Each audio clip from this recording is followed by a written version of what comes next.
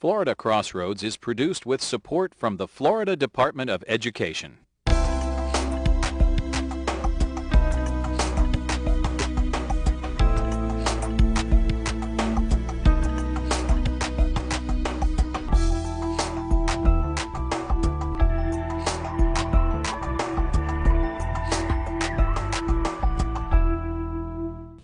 Hello and welcome to Florida Crossroads. I'm Beth Switzer.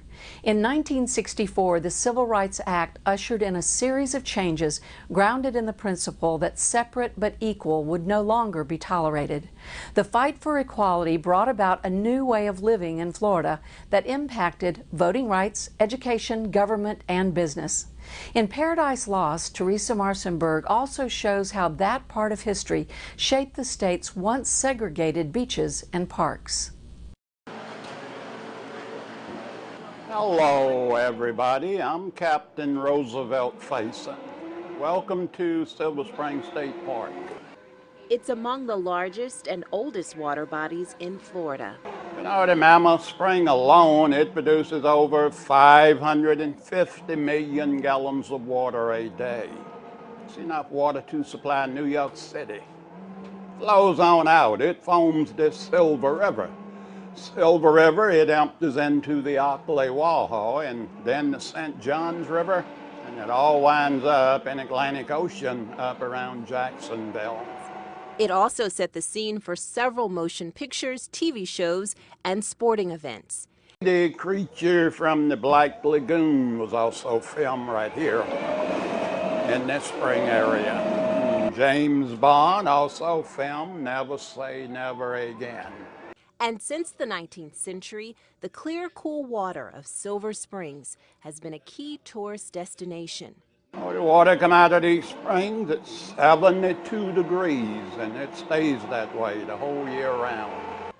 Captain Roosevelt Faison knows this place, its inhabitants, and history like the back of his hand. Watch the bottom here now. We'll be entering the abyss, the deepest spring on this river. He's been navigating these waters for more than 50 years, but it's the color of those hands that barred him and other African Americans from enjoying this Central Florida attraction more than a half-century ago.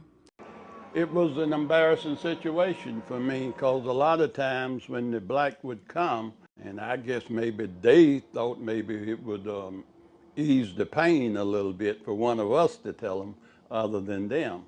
So that really put us on the spot too. You know, we was very uncomfortable. Carl Ray and W.M. Shorty Davidson owned Ocala's Silver Springs Park at a time when segregation was a way of life. But African Americans looking for a place to swim, fish, or relax would frequently show up and were turned away. They would keep popping up here, and they would have to turn them down. So they had to do something about it. So they came up with this park down here, Paradise Park. In 1949, Ray and Davidson purchased property exclusively for people of color to enjoy. The separate but equal park, known as Paradise, was about a mile downriver. Each park had a set of boats that operated from different ramps. Only an invisible line drawn in the water separated the black and white boat guests who received the same guided river tour. Paradise Park also included a picnic area, a dance floor, restaurant and gift shop, a beach for swimming, and a separate colored staff that only worked here. You go to Paradise Park. You didn't go around to the other side. That's that simple. 79-year-old Robert Thomas Sr. has fond memories of Paradise Park. I started work out there in 1949. He was one of the first certified lifeguards in Marion County. You got a chance to meet a lot of different people, and you know, the girls was there. So that's what you look forward to. Paradise Park was open year-round. Summer holidays and weekends brought the largest crowds. It was a family-type place. My grandfather always believed in the people. Reginald Lewis says his grandfather, Eddie Vereen, had a way of making everyone feel welcomed. If a car drove up, we had to meet the car. If 50 cars come up, you met 50 cars. Every time there was a bus come in, you would go out, greet the bus, tell them all the, the things that we have at the park to do. It was just like home, really.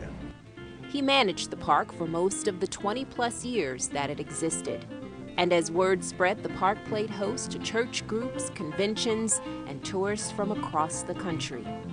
In 1954, they did a spread in Ebony magazine about Paradise Park. You know, in Ebony, they would print out the places for blacks to go, and it was in there. Lewis and Vereen's niece, Arizona Vereen Turner, worked at Paradise Park as children. The black culture before the Civil Rights was a town within a town, a society within a society. We might have not had the best, but we did good with everything we had. Although he was too young to remember, Lewis also played a role in attracting visitors to the park. I guess she said I was a pretty baby. I don't know. I don't remember. In fact, hundreds of photos would be taken over the years. Some were sold to visitors as keepsakes. Many others were used to promote the park. Ocala photographer Bruce Mozart is responsible for the most memorable photos of both Silver Springs and Paradise Park.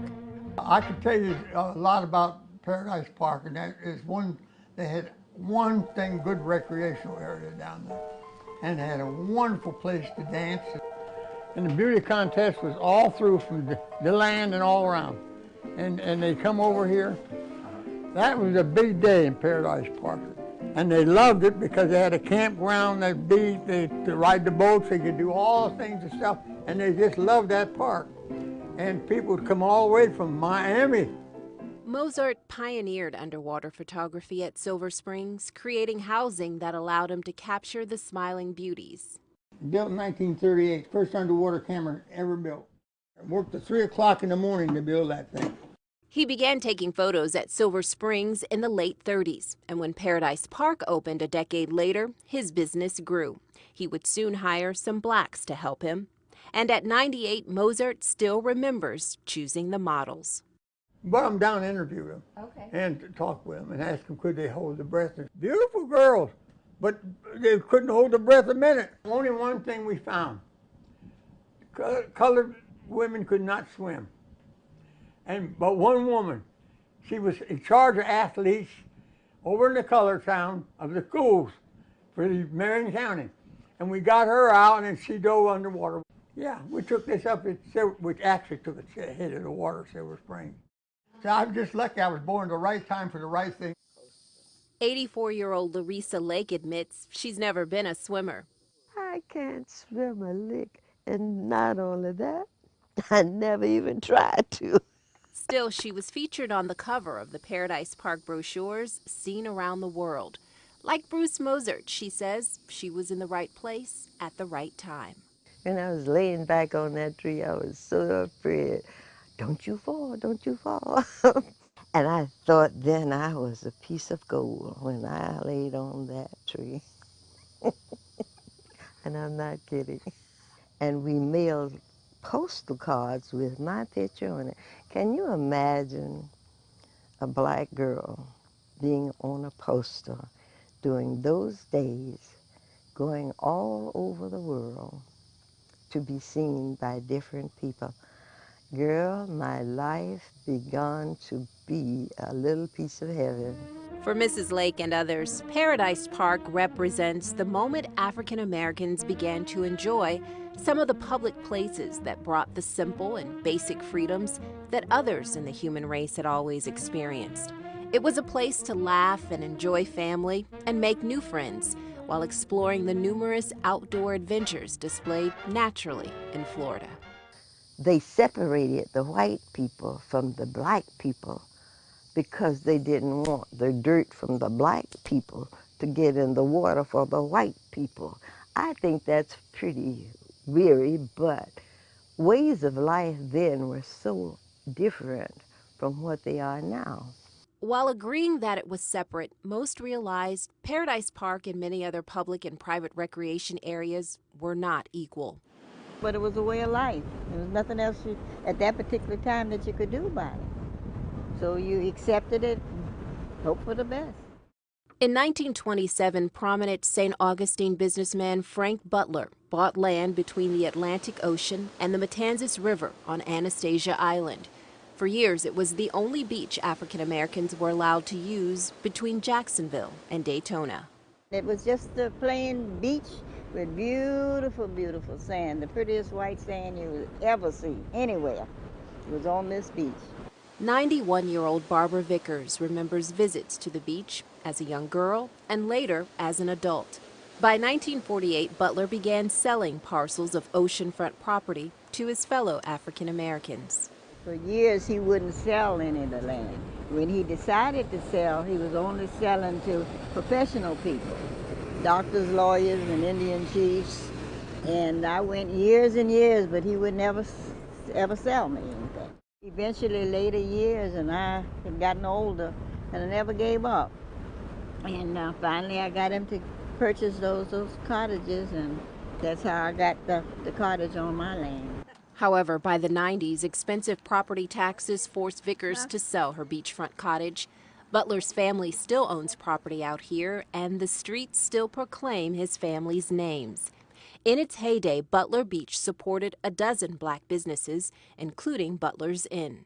Every single weekend during the 50s, every family in St. Augustine that could come to Butler's Beach was on this beach. The whole weekend they partied and had fun. They brought the children. 75-year-old Bernice Harper also remembers good times at the colored beach. Harper has held on to more than cherished memories from her Black Beach experiences. She proudly displays the bathing suit she wore the day she was crowned Miss Butler Beach in 1954.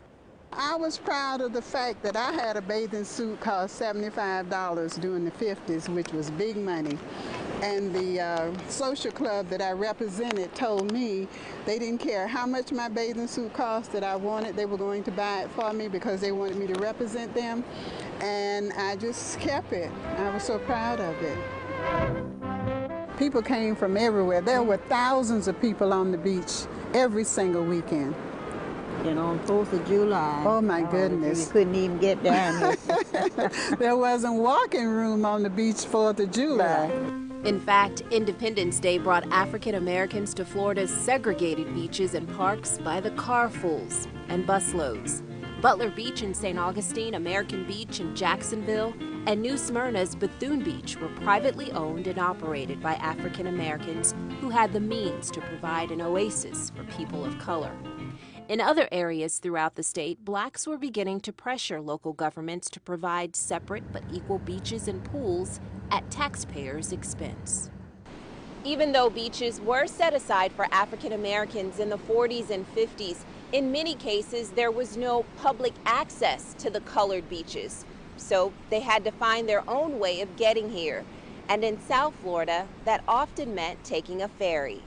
Because one of the problems with the beaches they had in Dania was that there was no road to the Dania beach. It was dangerous in a sense that the boats often were overloaded because of the number of people wanting to go to the beach, and they put as many as they felt safe to put on a boat, and we'd go over.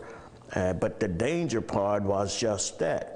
You got a bunch of people on a crowded boat who couldn't swim. 76-year-old Robert Strong and 75-year-old Louis Tunage worked as lifeguards when Broward County designated a 1-mile stretch of beachfront property as the colored beach.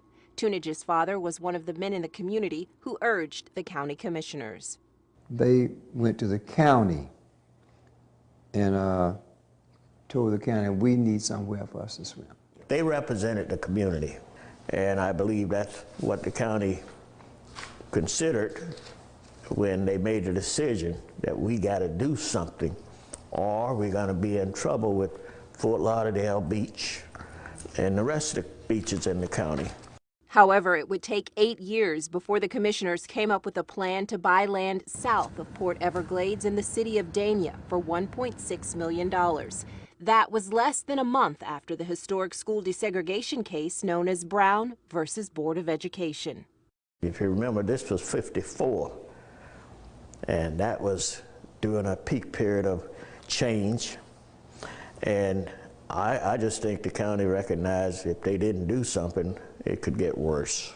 Refusing to choose the alternative, integration, the county commissioners set aside the beach property known today as John U. Lloyd State Park, which was not developed, no access roads, but they had to do something quick before the summer started. So then they came up with the plan for using that location. It was on Whiskey Creek, and that was used to be a moonshine area. Because no one could get out there, and they could do anything they wanted, and no one could reach them. And the police were afraid of that area. So they gave us the worst spot in the county. Further south at the tip of Dade County, 2 roads led to separate parks along Biscayne Bay in the 50s. Travelers on the left were bound for the colored beach to the north, built in 1955. The southern route was reserved for the all-white Homestead Bayfront Park, which was created 4 years earlier. The two sides had some similarities. The south side was kind of designed to be a South Seas kind of thing. It was a ring of sand with coconut palms and, you know, little lifeguard shack. And you would come over here and the water kind of looked the same, but there was, like, I think a stick with a shower on it.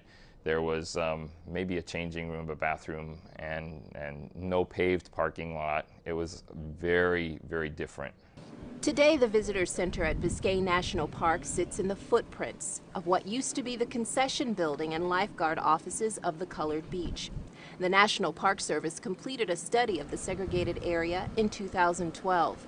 Included in their research is the oral history of 61-year-old Julius Keaton, a longtime employee of the National Park Service. When I started working out in '75, some of the features were still here. The restroom was still here, the dance floor was still here. When anybody put a nickel in that jukebox, everybody come out that water and go into that floor, especially their favorite song. Oh, they got it. They got to get their groove on. When I say get their groove on, get their groove on. And say, you know, like let's get it on. Keaton and others could look across the channel and see the differences between the Black Beach and the South Side, which still operates as a public beach today. We go, oh, they got swings. Oh, they got volleyball and all that. Come over here, we have nothing. I go, oh man, they have a paved parking lot. We had to drive back on rocks. Keaton also remembers trips to the other colored beach in Dade County, one that boasted many more amenities than the basic beaches, black or white, near Homestead. One of our taglines is Paradise Renewed. That is something that it was, and that came from oral histories. People that said that the place was paradise. And I imagine at that time it probably was, to be able to break from the city, from segregated neighborhoods, you know, just from the conflict of the day. Established in 1945, initially Virginia Key Beach was like the Dania Beach, another colored park that could only be reached by boat. If you missed the boat, there are plenty of stories of people who stayed overnight. There was no way back. I could have gone by boat, but my father would not allow us. When the boat was going, he never permitted us to go on the boat to go over there because he was afraid. We did not go until they built the causeway. The causeway was built in 1947. Over the years, Mrs. Pinckney's father, Bishop Henry Curtis, baptized hundreds of his church members at Virginia Key Beach.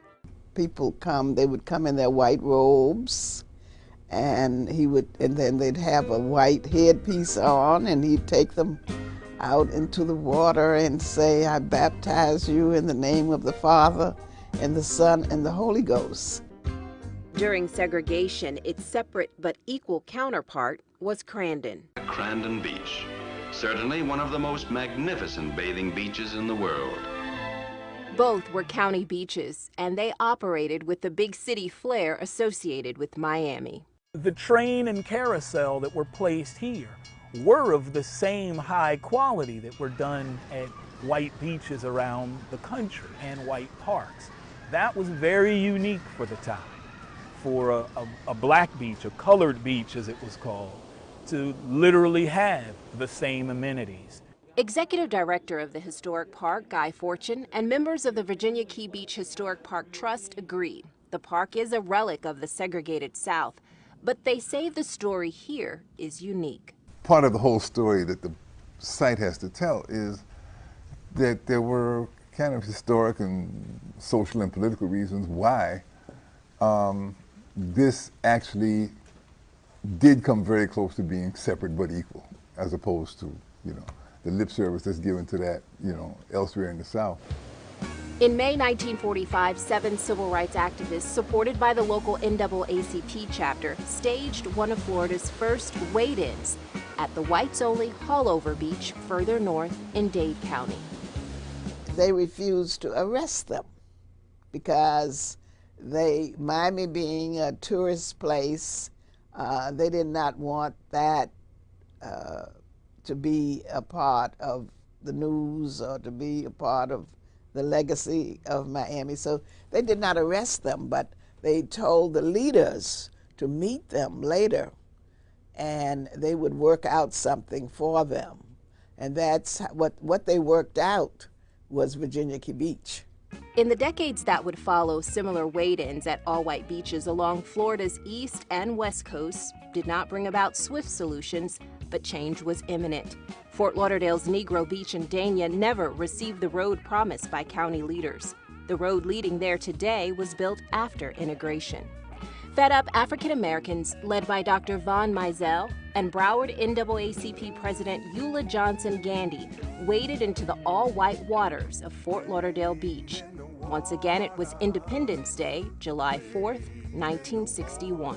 When they said, wait a minute, why are we still here fighting for a separate beach when all the nation is fighting for integration?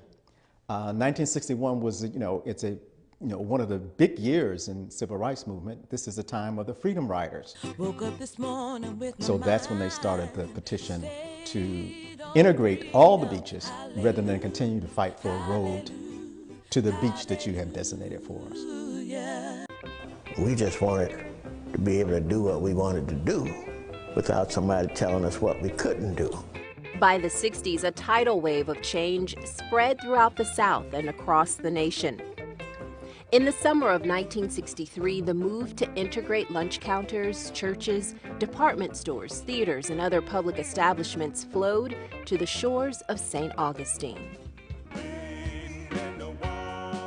This was the prime area during the civil rights movement. We were forbidden to enter St. Augustine Beach, which is to the north of Butler's Beach. And there was so much violence when the demonstrators went into the ocean to just swim. They were attacked, and the police were there. They had the dogs, sicking the dogs on the demonstrators. So it was really horrible. Many credit the demonstrations in St. Augustine as helping to set the stage for the passage of the 1964 Civil Rights Act. Separate but equal was no longer the law of the land. Its purpose is to promote a more abiding commitment to freedom. Change, however, was not instantaneous. Gradually faced with the choice of operating 2 public parks, most local governments decided to shut down the colored parks. In other areas, the beaches were abandoned as African Americans looked elsewhere for recreation. It's a part of history that's heralded as an example of how individual acts of heroism and bravery, coupled with a collective commitment to pursue true equality, can lead a nation to face the realities of segregation. Well, I'm not afraid now. I talk about it because it changed my whole life. However, it's a history that not every American, black or white, is comfortable discussing. Those who do speak out say they understand the fear and even the shame that those memories evoke. And sometimes the past gets lost in that silence. As I spoke with my grandmother, Evelyn Valentine, she could not talk about it without tears coming to her eyes. Cynthia Wilson Graham moved to Ocala at a young age, but Paradise Park was never mentioned at school or in her family. One day, an old photo piqued her interest. 2004, that I seen a picture of these individuals leaning outside of a boat that resembled Silver Springs, but they all happened to be African Americans. and I wanted to find out more about where this park was. A decade later, in the summer of 2014, Wilson had gathered enough details and oral histories to co-author a book about Paradise Park. She admits it was not easy. And many of the people that I've interviewed for the book, depending on the age range, some will talk about it and some will not talk about it. Some are very hurt and some are not, that they still can share their story. And some will not talk about the history of segregation simply because of who we are. You have to get to know them before they really tell you what happened. She's grateful for the help of those like Roosevelt Faison, who still can point to a spot along the Silver River and remember what was once there. Okay, that was the beach area off to your right there. At Virginia Key Beach, the once graffiti-filled site has been restored to its original condition, complete with a carousel, concession stand, dance floor, and miniature train. The number of people who have a reverence for the kind of place it was. You would hear phrases like, it was like a vacation in the Bahamas, it was like paradise. It was a beautiful place. The fact that it was scenically beautiful, and that when folks came here, they felt at home. You were secure. Today, preservationists across Florida are working to present the whole story. At the same time, they're helping to write a new chapter where invisible lines of separation no longer need to be explained to the young. Resistance and change, courage and forgiveness can be traced throughout these sites. Meanwhile, the bittersweet phrase, "We got what we wanted, but lost what we had," is echoed between the trees steeped among the sacred sands of the once segregated parks and beaches in Florida that now welcome all visitors. See all of this now, only at Silver Springs and no place else.